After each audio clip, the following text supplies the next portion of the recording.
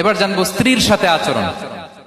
স্ত্রী যার সাথে আমার সম্পর্ক খুবই গভীর, খুবই মজবুত, তাহলে স্ত্রীদের তিনি আগে সালাম দিতেন, মসজিদ থেকে ঘরে পৌঁছে দিতেন, ঘরের কাজে সহযোগিতা করতেন, ওঠে ওঠার সময় হেল্প করতেন, মাঝে মাঝে স্ত্রীদের পরামর্শও নিতেন।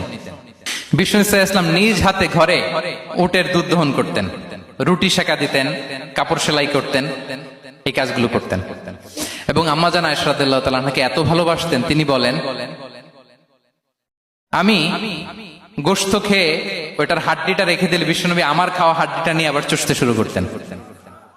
আমি গ্লাসের যেখান দিয়ে পানি খেতাম, পেয়ালার খুঁজে খুঁজে বিশ্বনবী ওই জায়গায় ঠোঁট লাগিয়ে পানি খেতেন।